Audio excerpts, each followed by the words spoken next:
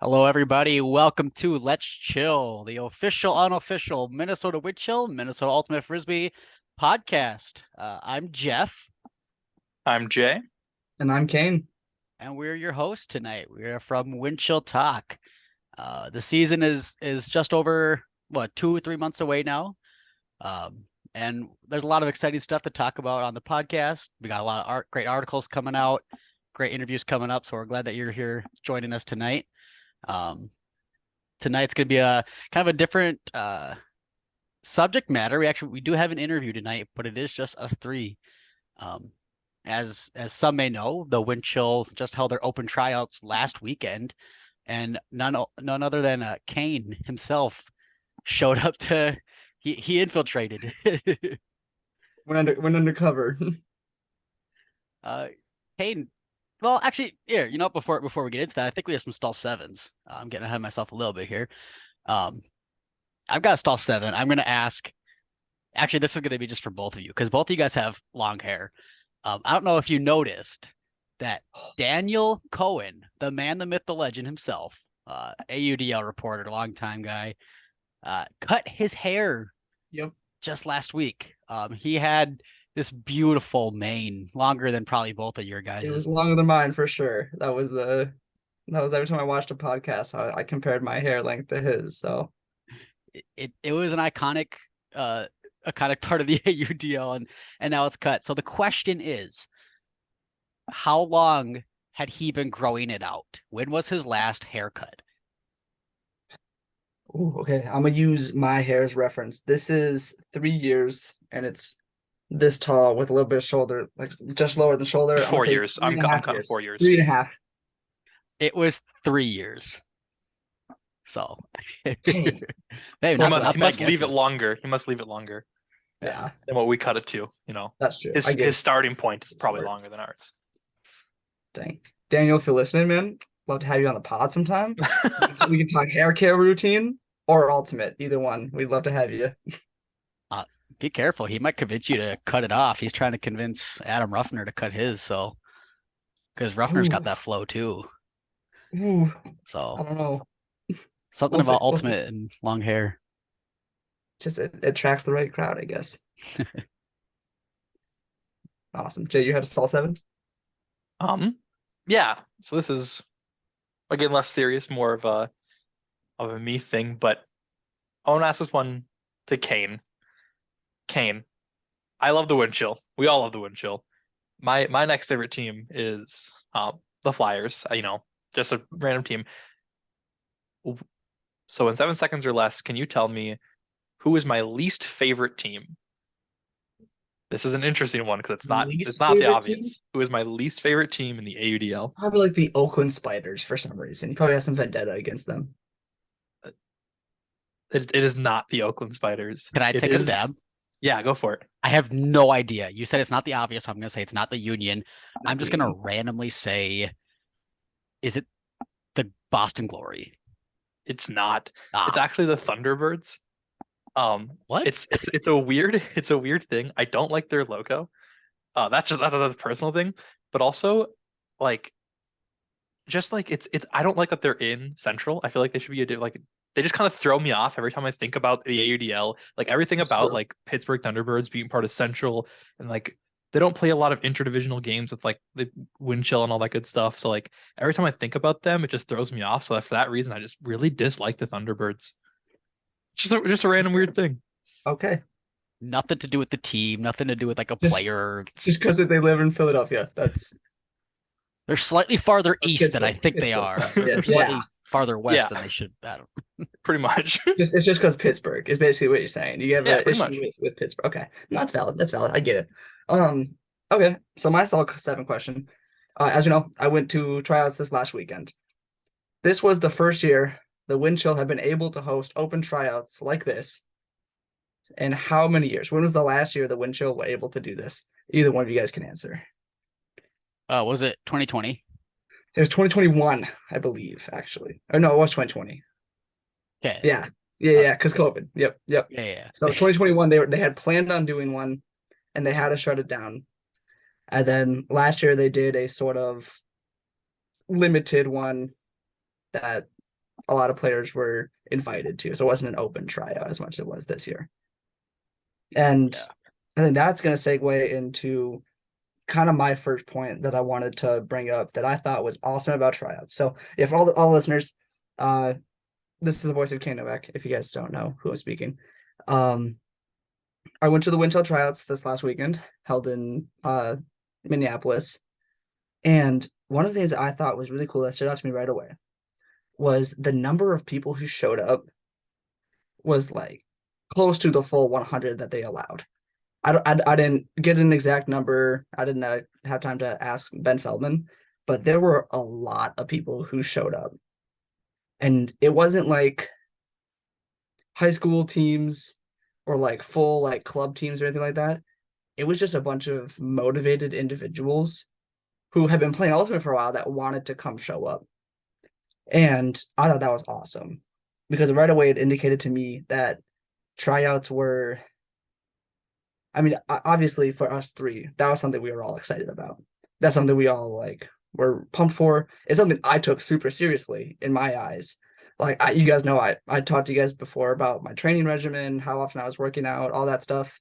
I thought I was taking it very seriously. And then to show up and see these, let's just say like 85 other guys who were taking it even more seriously than I was awesome. It was so cool. And honestly, a little intimidating at first. And even as I was getting into it, it's still a little scary. So that was just really cool. That's super interesting.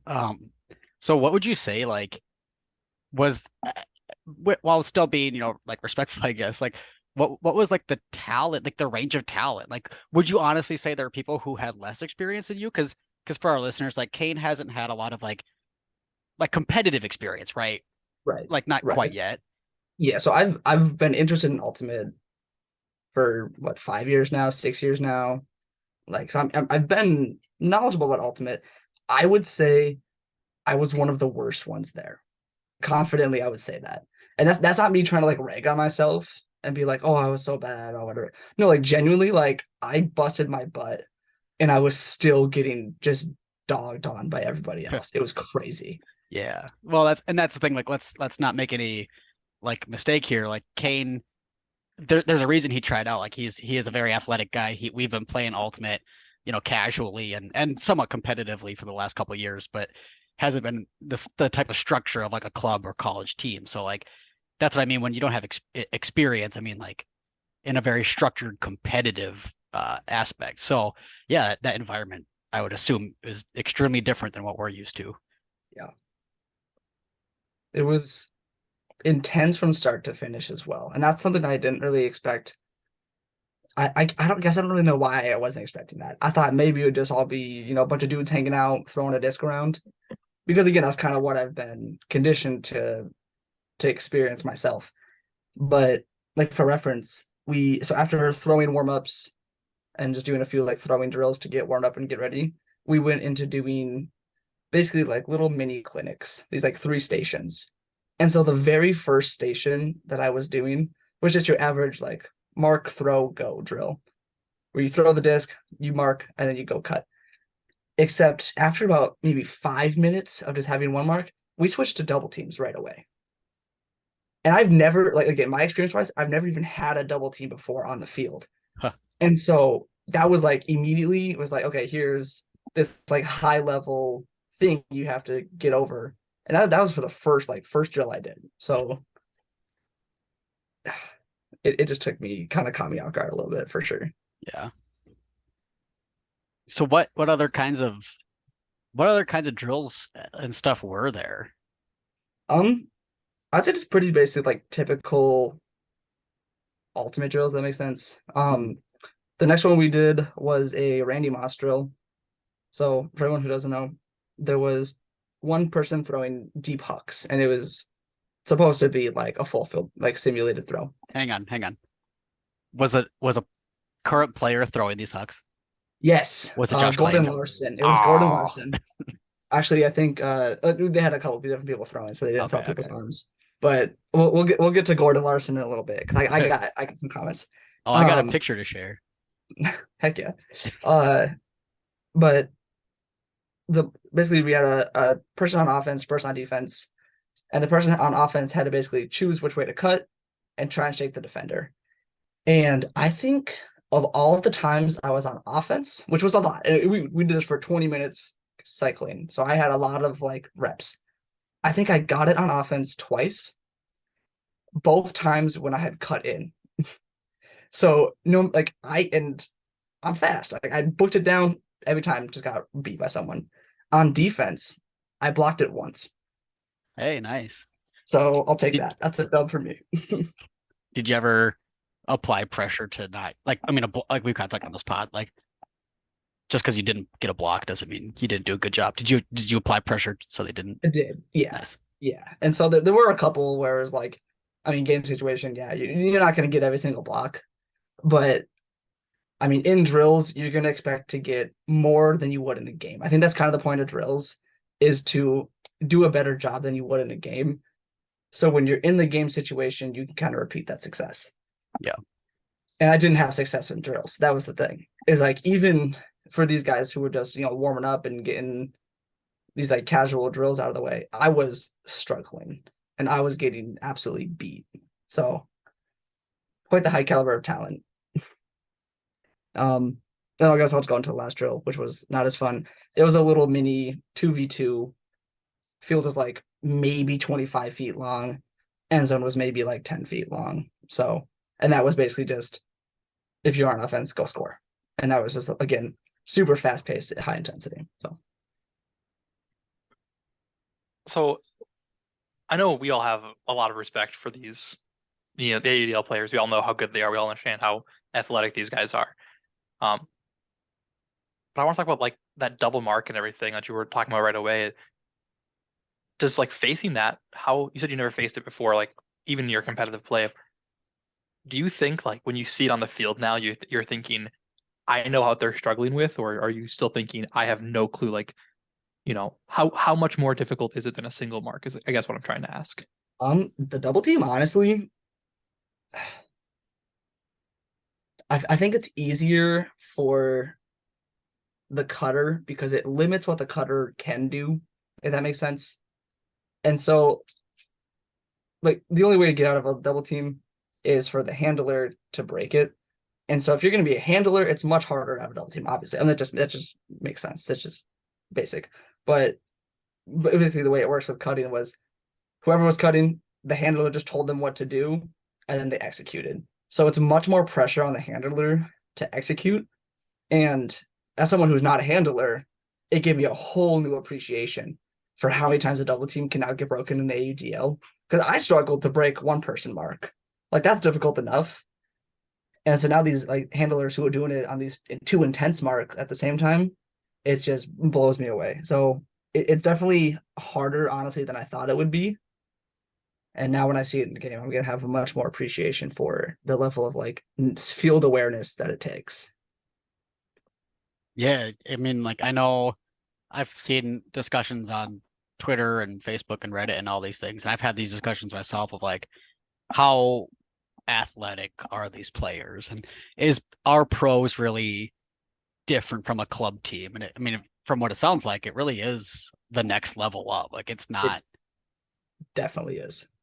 And I would say even between the three of us, I think I told this at some point earlier, not in the podcast, but I talked about this earlier. I think that of the three of us, even, and this is trying to like knock down either of your guys' opinions, I think I estimated ultimate players closer to the level of athleticism that they actually were. Like more so than you guys did. I think, and even I going to tryouts was that much more astounded at the level of athleticism that I was met with. Like to the point where I will now confidently say, and I do mean confidently, that these pro players are the same level of athleticism as other pro sports that are more well established. Things like football, baseball, soccer, like all that. Like I would say they're on par with them. That's awesome. Mm-hmm.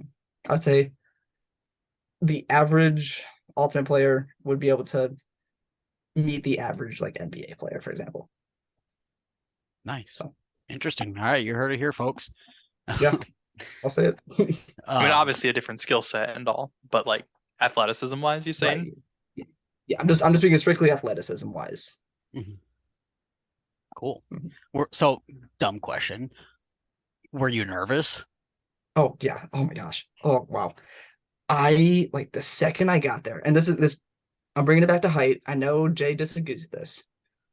I was one of like the three shortest people there, significantly. Like, especially when I was in the double team, I kind of like, especially because that was the first thing that we really did. Like, just being in the double team and just like how intense it was right away. I was literally shaking at one point, like beforehand. I was like, this is terrifying. Jeez. How did you like manage that? How did you like do anything either right before tryouts or throughout the 4 hours you were there? Like, how did you manage your nerves and get your head I in the just started game? talking to people. I really just had to like get out of my head and realize that like everyone there trying out was super passionate about the same sport that I was passionate about. And I had to stop looking at it as I have to beat these guys, and I started looking at it as I want all of us to succeed.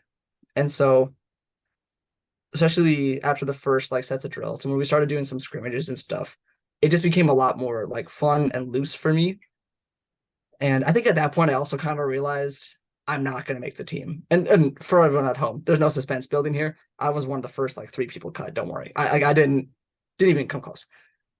And I think at a certain point I kind of realized that, and I had to just like take it more casually and have more fun with the people around me. So, That's fair. So you got cut like that day, you saying? Or no, we got an email the next day. oh, okay. Yeah. Yeah, yeah, Yeah, I mean, I think, and this is again stuff we've talked about off pod, but I feel like this year we kind of talked about how like if you were gonna go try out, it's more kind of the learning experience, right? Kind of the recon of what do you need to know so that next year maybe you can actually stand a chance, right? Like, for sure. Yeah. And talking about that, I'm not saying that I'm not confident going into the next few years here. Like, and I do want to try out again in the future because I'm not saying I have no chance at all to make it to that level. But and this kind of goes into the next thing about Trouts. There was definitely just a knowledge gap as well as a skill gap. There was definitely way more experience than you can train. And it just comes from being in high level ultimate for a while. And one thing that so actually a lot of the Windchill players were there as well, just kind of helping run things. And a lot of the advice I got from them, especially when I kind of told them that, oh yeah, I'm just taking this as like a way to learn. They were, yeah, be serious. Take these as the high intensity reps that you don't get anywhere else. And a lot of the people trying out who have been on club teams for years and years were saying the same thing. They were like, yeah, I've never had this level of intensity before. And then during the little scrimmages, we were doing 4-on-4 and then 7-on-7. Uh, this was like one of the coolest parts, but also one of the parts I got just the most lost at. The amount of calls from the sidelines. And I mean, like, every single person on the sidelines was just talking to everybody on the field. really? Like they were calling defensive plays, they were calling uh like where all the defenders were that the handler couldn't see, like making sure like they were calling out like, oh, dump is covered, no around, like all these terms that like I'm sure if you were in the sport more, you would understand within like a week or two. I was just gone. Like I had no clue what was happening. It was intense. That's crazy. Yeah, I Yeah, mean, it makes sense. And you always hear them from the stands and stuff like chattering, but you can't really make out what they're saying. But right. that's crazy. Yeah. And it just kind of showed that ultimate is a really smart sport as well. You got to have that field awareness because you make that one mistake, you throw it to that guy who you thought was open, Hmm. and it turns over. Now they score. And so having that like on the sidelines, you could just tell like it actually like a lot of times, uh, cutters would change their cuts based on what somebody on the sidelines said, and that's the kind of thing. Like I said, like I just don't have that experience. Like I've never had that like game awareness, like field knowledge. And so I think that was another like giant gap that separates even like high school players from like club players to ultimate like professional players.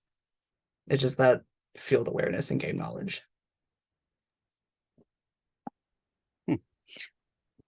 Jay, do you have a question? I got a couple other questions. So Yeah. Yeah, so I was just thinking because you were talking about how like these guys are yelling things at you, and are you catching them? Like, is it confusing, or are you like, oh, I can hear them say this, and I can process the words they are saying, even if I don't understand what they mean? Right. Yeah. So like none of the words were foreign. There weren't like any new terms being ever like it was all English, if that makes sense. Like it was all words that I had heard related to Ultimate before, but they were just strung together so fast and so like dynamically that it started to not make sense. If that makes sense. Yeah, and then so these are obviously scrims and everything. You're not playing like professional games. Was everybody? You said everybody on the sidelines was yelling. Were they all yelling the same thing? Were they yelling different things? For the most part, everyone's actually saying the same thing. Okay. So it was all consistent. Um, a lot of it was mostly for handler movement, was so handlers knew what lanes were clear and whether or not their dumps and swings were clear. So that was mostly for the handlers. And then one last one on the same track. Do you think, I mean, you basically just said that it was all consistent, but do you think teams professionally could benefit from having one or two guys being basically designated communication, basically being designated eyes on? I actually didn't think about this. It reminded me of Pat Shrywise being brought to the Radicals as the offensive coordinator. Honestly, I think that's going to be the role he fills there. I think he's going to be the guy that's giving those calls out mid play. I don't think, and this is just my speculation, after seeing how fast paced Ultimate is, like how fast paced it genuinely is at a high level. Because again, this was like tryouts were basically the intensity and high level that a pro game would be at. I think that the offensive coordinator is going to take that role of like during the play is happening, he's going to tell you what to do. I don't think it's going to be like football where it's okay, we have a 35-second period where nothing's happening. Let me call some plays out. I think it's going to be like in the moment, he's calling out the handler movements.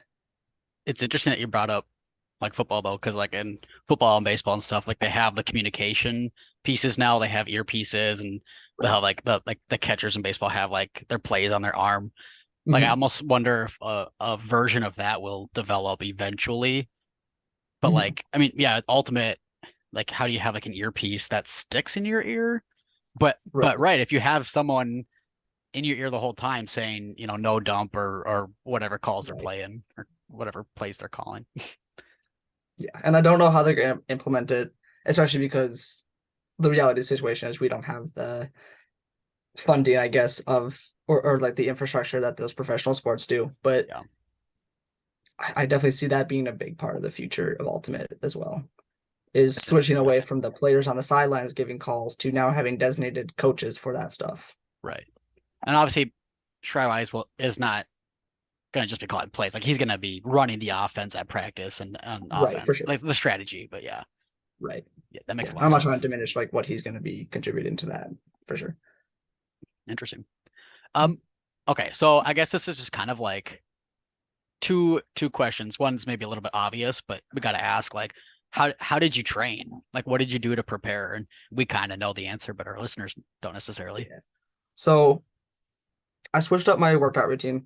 You guys know I've been going to the gym for all of high school and into college now. So I'm not like new to the gym. And that's something I want to highlight to everyone who's listening is that I'm not like your super athletic person, but I will say I think like average person, I'm slightly above that. And I'm not trying to be like, oh, I'm super athletic. But I'd say I'm above average in terms He's of he's not like other guys. I'm not like other guys. I lift, bro. Um no, but I wasn't a stranger to lifting. So going into training, I kind of knew what I had to do. And so I did a lot of explosive training, like explosivity to, get faster cuts. I had been watching like Brandon Mattis, for example. I watched him train and kind of did some of those workouts like Rowan McDonald. So basically just copied the workouts I had seen other professional Frisbee players do. And even as someone who is experienced in the gym, I was still struggling to meet what these guys were doing. And I think that was kind of my first indication of like, oh crap, I'm gonna be underprepared. Because just trying to replicate what these guys have been doing with my limited knowledge, I thought I'd be able to, and I just wasn't. So gym training for sure, getting explosive. And then general just like trying to be fit enough, if that makes sense. Like cardio, getting my body ready, and a lot of mobility, like shoulder and hip mobility and stuff like that. But yeah, I think it takes a lot more training than I put into it. And I put a decent amount into it. But I think most of the training, and this is from my limited experience, most of the training honestly has to come from playing Ultimate. I think the athleticism training can only get you so far. You have to just be able to make the Ultimate plays. So That's kind of what I was wondering too, is like, I mean, you can't be you can be athletic, but you need to still have skills with a disc, right? Like, I mean, and they always say everyone's always talking about like, oh, if LeBron stepped on an ultimate field, he'd be the best player out there. I'm like, yeah, he'd be a good player, but he probably wouldn't be the best player out there. Like, I'm saying it. Like, definitely not. Yeah. And again, LeBron's got height, he's got athleticism, but like a skill with the disc is different than a skill to ball, for example. Absolutely. And just the way it moves, the way the game flows. And again, I bring it back to the double team. Like you can't squat 350 and get out of a double team. Like that's not going to work. So it was a high level intensity training, and it still wasn't enough. So, you're doing this training. You said you copied it off of the Windchill players. You're looking at what other guys were doing. So you said that a lot of the Windchill players were there. How did your training actually compare to their training? Because I'm assuming you went, head on head against some of these guys, yeah?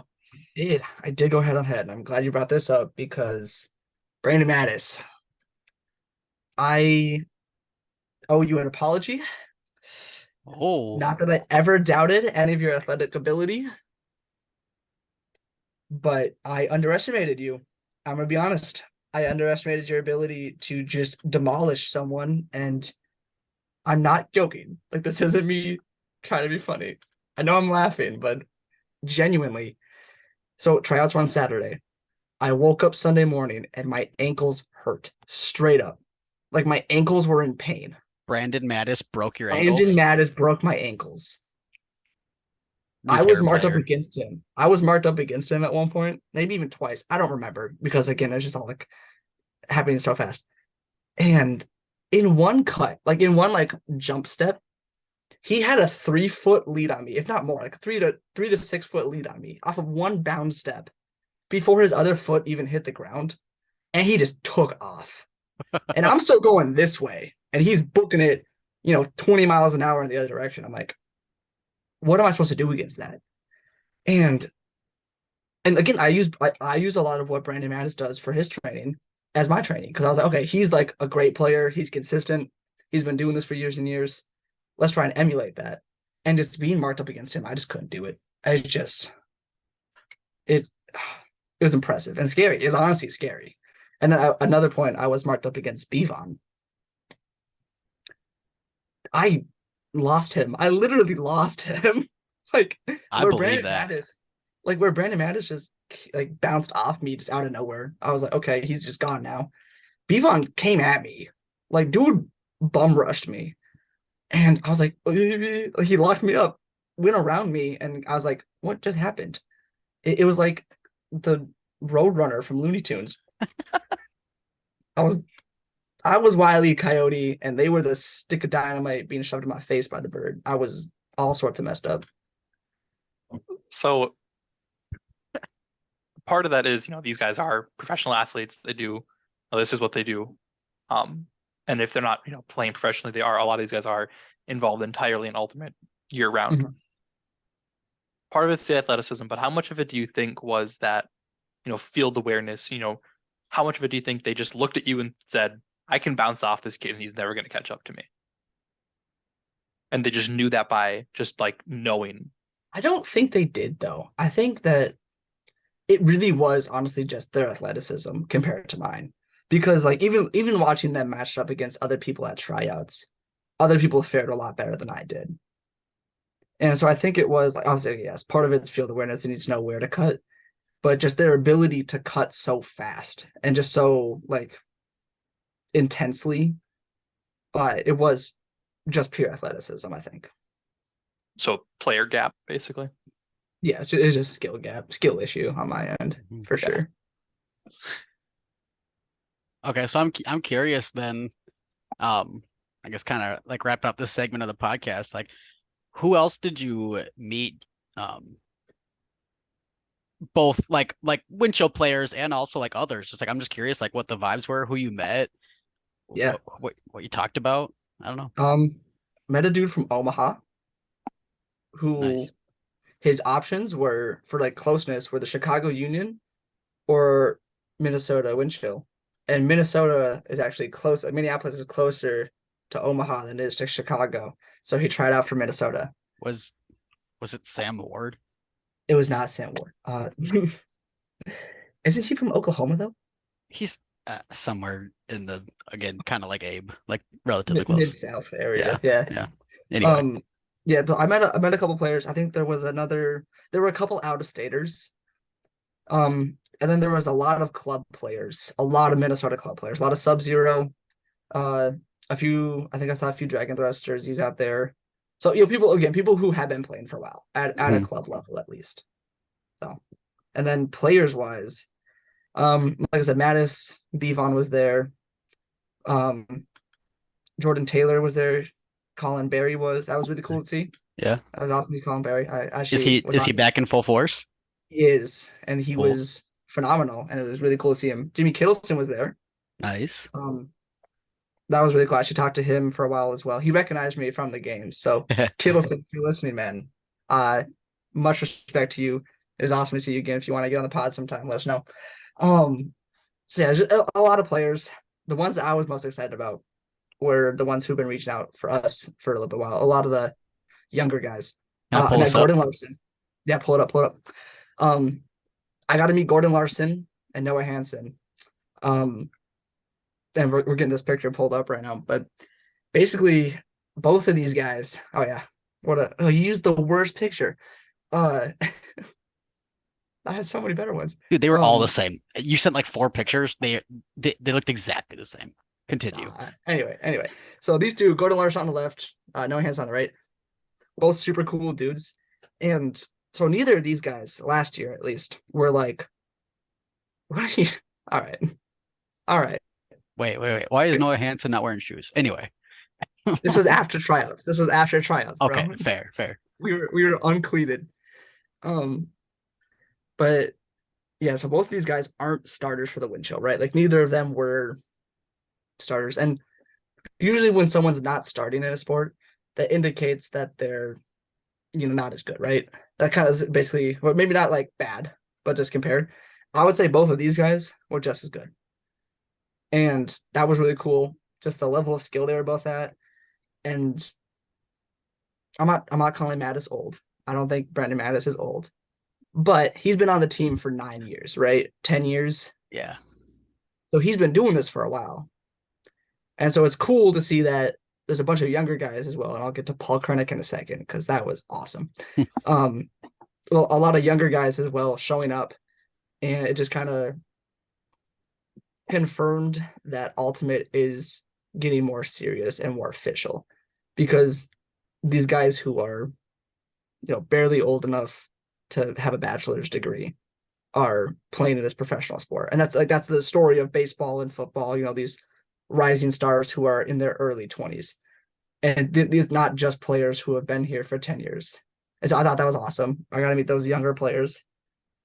And the one who I didn't get a picture with, unfortunately, I meant to grab one with him. We'll have to get one some other time, was Paul Krennic, who the thing that shocked me most about him, this isn't like a joke. The thing that surprised me most about Paul Krennic, he is much more ginger than I thought he would be. Straight up, kind of surprised me. Dude's got some orange in his hair. That's hilarious. I've seen pictures. I've creeped on Paul Krennic. I'll just say it. I've been creeping on PK and Will Brandt and all and yeah, like they're still in college, so they have some pretty easily accessible high school pictures. For sure. And yes, I agree. Like PK in high school was, yeah, same Yeah, observation. for sure. It's not cool. But basically the point of all this, and I'm gonna get away from skills for a second. Like PK, Noah Hansen, Gordon, Mickey Walsh, like a bunch of players I got to meet. They were all like really cool people. And I told them I'd give them a shout on the podcast because I want them to know, like, genuinely, they were what made tryouts like so awesome. Was just like how much fun these guys were having with it, how like skilled they were. And like it was kind of like a stark contrast to me where I was relatively unskilled and sweating and terrified. And here were these guys who were just effortlessly throwing these 80-yard hooks and having a good time and just laughing and having a good time. So that was really cool. I think we have a really fun team, especially a lot of the younger guys. I think we can expect to see a lot of like personality, a lot of character, and a lot of high level game coming from them in the next few years here. All right, so I have one more. This is maybe a bit, I don't know, less than kosher, if you want to say it that way. You're good. Just go for it. No one's listening anyway. Do you think that of these players who are trying out, these guys you went up against, not the Winchell players, but the people you were trying out with, do you think any of them were better than some Winchell players? You don't need to say which Winchell players they're better than, but just, do you think they're better than any of the Winchell players? I'm going to give this a politician's answer because I don't think there's any better way to answer this. I would say that the team would have benefited from anybody at tryouts, if that makes sense. Like I'd say, save from like me, right? Because I'm acknowledging. Well, I'm not saying I wouldn't make a bad addition to the team, but I'm just saying like skill wise, I wouldn't be the best. I'd be a really good like sideline support person, right? But I think anyone who was trying out, who was above me, like skill wise, would have made a good addition to the team. I don't think that the Winchell would have suffered by adding any of these people to the roster. And so hats off to the coaching staff of the Winchell because you have quite the job ahead of you if you really want to get, 3 or 4 players on the team, because I would be struggling to pick any one person. I couldn't narrow it down to 10, much less 3. So, wow. Yeah. That's cool. Okay, I kind of want to segue. I mean, we've talked about, tryouts this whole time, and honestly, this has been super interesting, super insightful. Caine, great to have you on, man. Just real briefly, kind of the last couple, 10 minutes or so of the podcast, like AUDL season's coming up. They just announced, I think the April 28th is the official opening day. Yeah. And so I mean, honestly, I don't really have like a ton to talk about specifically, but just like kind of opening up, like, I don't know, like, do you guys have anything else to add in terms of like what to look forward to in the next couple of months? I mean, we don't have a schedule yet, so we have the schedule to look forward to. Which once the schedule comes out and once the roster is announced, that's like fun one right there. Yeah. Yeah. And I've got a couple like games I want to play. We're gonna do like a draft and like a kind of a fantasy ultimate league between us. So for sure, yeah. So what you're saying is lots of good content coming out soon. Everyone stay tuned for the 2023 season. Winchell Talk is giving you a place to get all your ultimate content. Until then, I'm gonna bring it back to tryouts one more time. Not just my experience, but just like tryouts in general. I think and I'm confident in saying this, every other team's tryouts were at the level that the Winchills were. And I think if that's the case for every single team, then 2023 is going to be an incredible season all around. Like the amount of talent that this league is picking up, the amount of effort the players are putting in, the rising fan base, as we've seen. Not saying that our podcast is like the golden standard, but I mean there are fans who are getting interested in this league more. And so I think because of now seeing what the tryouts were like, I'm just super pumped for what 2023 brings. And I'm honestly a little intimidated going into 2024 if I go to tryouts because it's only going to get better. I think that's awesome. So. Personally, what I'm looking forward to, I'm looking forward to watching the Radicals. Obviously with Tryouts. I'm also looking forward to again, like what Caine was saying, like the league growing and everything. And people taking it, not necessarily more seriously, but more people getting more involved. But then just even more so, just like the Tryouts, because we call it kind of the Tryouts experiment at this point. If that helps the Radicals, because last year they had a game. I mean, Caine brought this up off the pod at one point. Last year they had a game against the Union where they lost by 1 point. Like that's it. Like they were close to beating, the Union, who the Wind Chill was the only team that beat the Union last year. So like if the Wind Chill are going to be struggling against the Radicals this year, and the Radicals can be beating the Union, I stand by my point that I don't think the Union's going to be top one, maybe not even in second place. Yeah. They might drop down to third. Looking at what these other teams are doing, and I'm thinking that DC's doing. So I'm really like excited for like watching more than just the Wind Chill and like the Central Division shake up a bit. I'm thinking other divisions are going to be shaken up a lot more this year as well. That's the thing. I definitely, I want to bring us back to the fans. I think like we started Wind Chill Talk last year just kind of on a whim because again we really just had a passion for the sport, but this passion was born out of almost nothing. Like we don't have a lot of experience. We still don't have a lot of experience with a disc in our hands. Like look at how Caine's talking about the game, and like I've only played like one ever competitive ultimate Frisbee game in my life. Jay, I don't think you've ever played any like actual real ultimate. Like so if you're a fan of sports or ultimate or anything, like we really do encourage you to just stick along. Like obviously, yeah, we want the listeners, we want the article reads, like all that great stuff, but like more than just like a selfish, like on Instagram, we really think that this is something to share. And if you're just even just dabbling in this a year ago, none of us would have even considered like what this had, like what this was, and we wouldn't have been able to talk about the team as fluently as we are now and the league as a whole. Like, so I just want to reach out to the fans.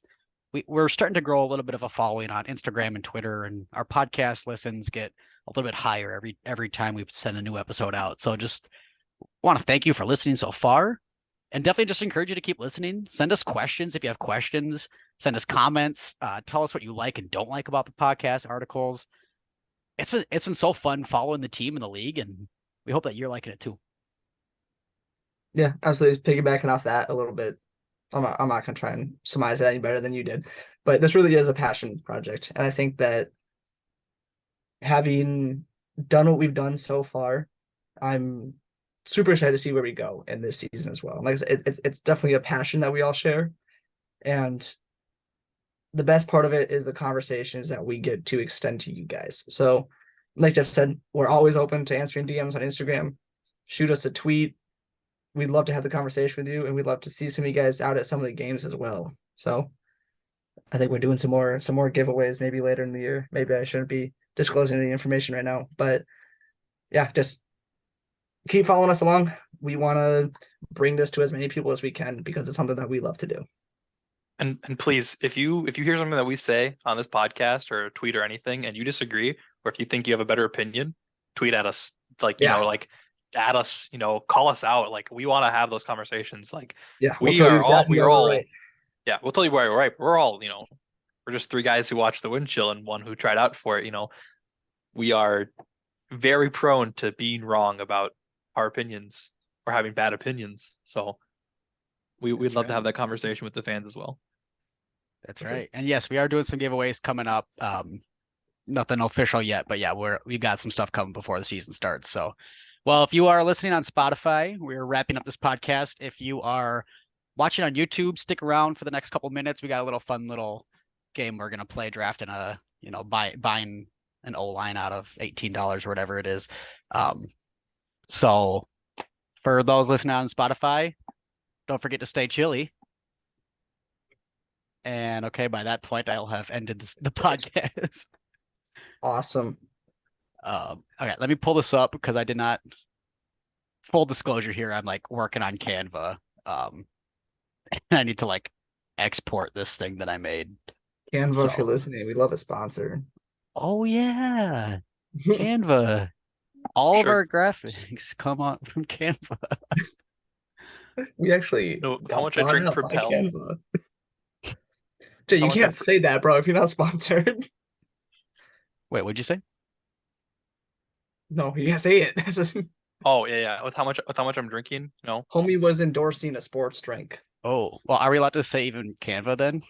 Don't tell me we're gonna get sued. Man, we're not gonna get sued. Man, We if do get Canva is sued. really listening to this right now, we're doing something right. But also, like, you're technically allowed to use their names as we're not making any money off of this, just legally speaking. That's true. Pepsi, Coca-Cola, Disney, Hasbro Gaming. Also, fair use laws, you're technically allowed to say the name of any brand as long as it's not a competitive or in a contract. But We're not lawyers. All right, I'm sharing my screen. not legal advice. Not This is legal not advice. legal advice. Hashtag. All right, let's do this. All I heard was legal advice. I don't know. All right, I'm doing the classic boomer thing. Can you see my screen? We're chilling. Yeah, there's a See, it's line over at there. the bottom of it though. Is there? Okay. I can see like Wait, that's $15. Oh, that's so yeah. I don't know what you. Did it work? Is it? I don't. What I'm. oh, perfect. You can see the whole thing. Yeah, we're good. Yep. We're good. Yep. All right, this is just a fun little thing. Build an O line for $18. So basically, what this is going to equate to is you get 2 from the top row, 2 from the middle, and 2 from the bottom row. Okay. Okay. I'll let you guys take a look for a second, but Yeah, actually, I think I'm good. I think I'm good. I can go ahead. I'm gonna start from the bottom, work my way up because I think it's a little bit more fun. I'm taking Hanky. I think that's a pretty obvious one. You know, I don't know. He's good, man. Go He's good. I want to take Wiseman.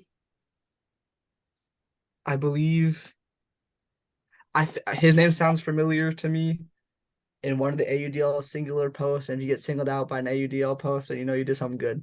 yeah, So I'm right. going with my gut. I'm going with my gut on that one. So I got what, $2 now? Cool. Third row, I'm taking Coffin, obviously. Mhm. I don't know why he's not in a $5 position, but hey, I'm not gonna complain. And then give me Richards. I think anyone off of DC Breeze is gonna be good. And you know I'm a sucker for the DC Breeze. So I'm always gonna be taking those guys. So now I get to build 2 guys for $5. Oh, hang on a second. I only get 1 die for $5. I'm at 4 people right now. Yeah, Ooh, you're 4 that's people, stressful. but because it's 7. What am I You need saying? 7 for an O line. You need 7 for an O line. Cool. I'm gonna take Jordan Kerr. Is it Kerr or Care? I honestly don't know. It's Kerr. Okay, it's Kerr. Okay, thought it's Kerr. Okay. So now I need to take another $1 person then. Shoot. Okay.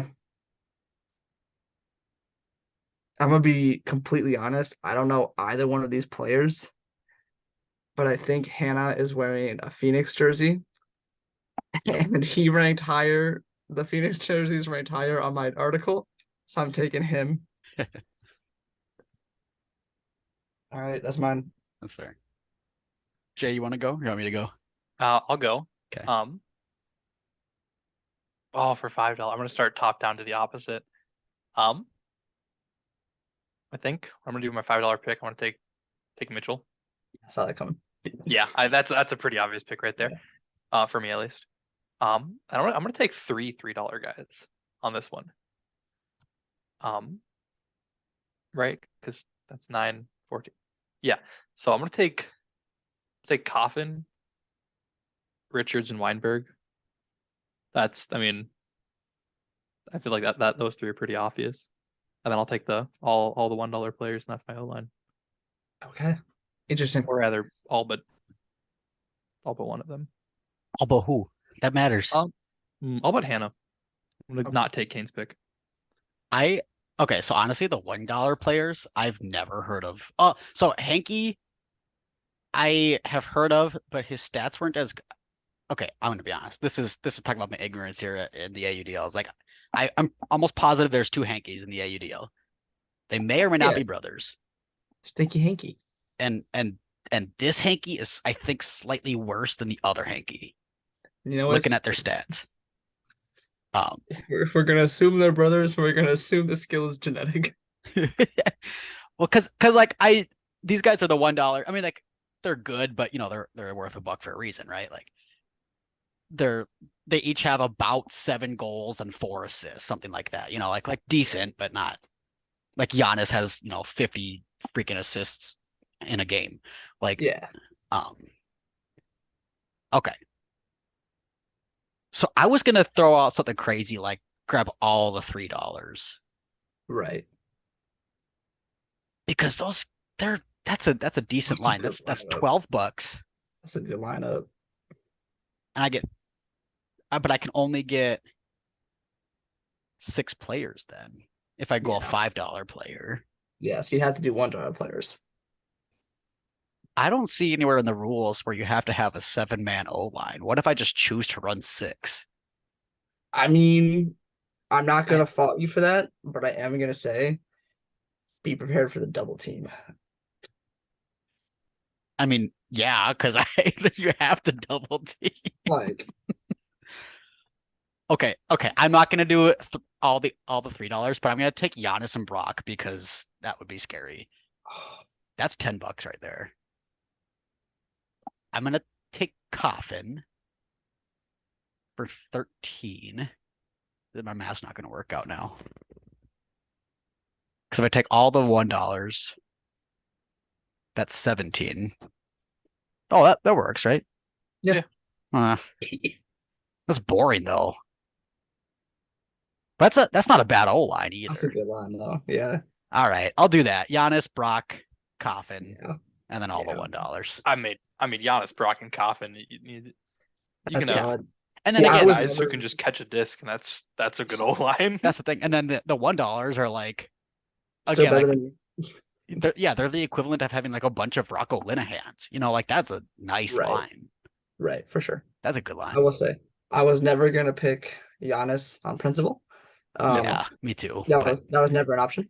I wanted Mitchell, I really did, but I needed Kerr's handling ability because I didn't really have a super strong handler. So yeah, having Brock downfield, Brock is scary. I mean, see, the Giannis Brock combo is deadly. that's nasty. Yeah, Like it's hard to compete with that. for sure. Yeah, Cool. this is just kind of a preview of what we're hoping to do with our little. We got a draft coming up. We got. Oh yeah. And Oh yeah. we'll take that into like a fantasy league throughout the season. Absolutely. We're gonna have some real fun player profile type things coming up as well too. So It's gonna be sweet. We got some good interviews. yeah. But Absolutely. anything else, you guys? No, just No. stay chilly. Stay chilly. Stay chilly.